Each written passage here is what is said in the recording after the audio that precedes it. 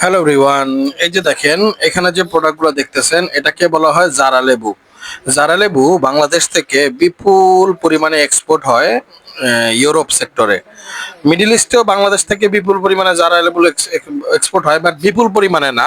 ইউরোপে সবচেয়ে বেশি এক্সপোর্ট হয়, আর মিডল ইস্টে সবচেয়ে বেশি এক্সপোর্ট হয় এলাচি লেবু বা কাঁকরোল পটলের প্রোডাক্টগুলো। বাট জারা লেবু ইউরোপের জন্য best, weather it is Italy, weather it is London, weather it is Greece, France, তারপর ইউরোপের সমস্ত কান্ট্রিগুলোতে জারা লেবু এক্সপোর্ট হয়।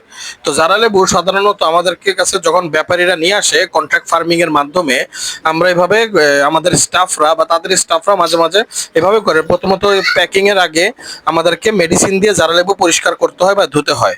আমাদের যারা শ্যাম্পুরে অফিসাররা আছেন, মহোদয়, ডিডি মহোদয় স্যার প্লাস অফিসার বৃন্দরা, ওনাদের প্রেসক্রাইবড এবং বাংলাদেশের যে কৃষি সায়েন্টিস্ট যারা আছেন তাদের প্রেসক্রাইবড কিছু মেডিসিন আছে যেগুলা দিয়ে জারা লেবু ধুইলে জারা লেবুর মধ্যে থেকে পেস্টিসাইডের পরিমাণ কমে যায়। এবং এবং জারা লেবুটা বেসিক্যালি খাওয়ার জন্য যেহেতু নেওয়া হয়, এটার জন্য আরো পরিপূর্ণতা লাভ করে এবং জারা লেবু এক্সপোর্ট কোয়ালিটি হয়ে যায়। এবং এর মধ্যে যদি কোনো পোকামাকড় কীটনাশক থাকে ওগুলো মরে যায়। সো এই জন্য আমরা সবসময় শ্যাম্পুরে নেওয়ার পরে জারা লেবু আমরা করি, এই যে কি বলে, আগে মেডিসিন দিয়ে ধৌত করি বা পরিষ্কার করি। মেডিসিন দিয়ে ধৌত করার পরে বা পরিষ্কার করার পরে এইভাবে আমরা আমাদের যে বেড আছে, প্যাকিং বেড, আমরা যে বড় বড় বেড রাখা হয় প্যাকিং করার জন্য প্রোডাক্ট শ্যাম্পুরে, ওগুলোর মধ্যে শ্যাম্পুরের বেডের মধ্যে আস্তে আস্তে করে ঢালতে থাকি। এই যে দেখেন এক একটা করে জারা লেবু কাগজ থেকে খোলা হচ্ছে, কাগজে নেওয়ার জন্য ঢালা হচ্ছে। এবং ঢালার আগে বেডের মধ্যে আমরা সাধারণত যে দিয়ে থাকি, কি বলে, ওই যে পরিষ্কার কাপড় দিয়ে থাকি, তারপর জারা লেবু ঢেলে থাকি। তো এই যে জারা লেবু, তো জারা লেবু সাধারণত পরিষ্কার করা হয়েছে, মেডিসিন দিয়ে পরিষ্কার করা হয়েছে। করার পরে দেখেন এক একটা জারা লেবু যে কি পরিমাণ ফ্রেশ এটা দেখলেই বোঝা যাচ্ছে। এবং ফ্রেশ এবং এক্সপোর্ট কোয়ালিটি এক একটা জারা লেবু হয়ে গেছে। এই জারা লেবু যখন বিদেশে যাবে, বিদেশে গিয়ে যদি কোনো টেস্ট, ওইখানকার কাস্টমস যদি কোনো টেস্টও করে, তবু এটার মধ্যে কোনো পেস্টিসাইড পাবে না, বা পেস্টিসাইড যে পরিমাণে থাকার কথা এমআরএল, ওইটা ওই নির্দিষ্ট পরিমাণেই থাকবে, অথবা মেডিসিন দেওয়ার কারণে পেস্টিসাইড মরে যাবে বা পেস্টিসাইড থাকবে না। ঠিক এইভাবে আমাদের জারা লেবু সাধারণত এক্সপোর্ট হয়। ব্যাপারীকে অর্ডার দেওয়ার পরে ব্যাপারী আনে এবং আমরা এগুলো মেডিসিন দিয়ে পরিষ্কার করে নিই, দামি মেডিসিন দিয়ে ধৌত করে তারপর আমরা শ্যাম্পুরে এবং বেডে নেই।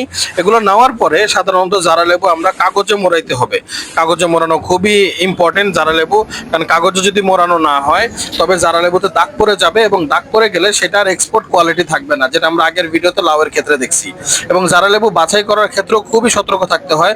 আমাদের শ্যাম্পুরে যারা অফিসাররা আছেন তারা সাধারণত আসেন, এসে আগে দেখেন যে যখন আমরা বাছাই করতে থাকি মাঝখানে ওনারা এসে চেক করেন যে এক এক পিস লেবু বা এক একটা লেবু ঠিক আছে কিনা, এক্সপোর্ট কোয়ালিটি আছে কিনা।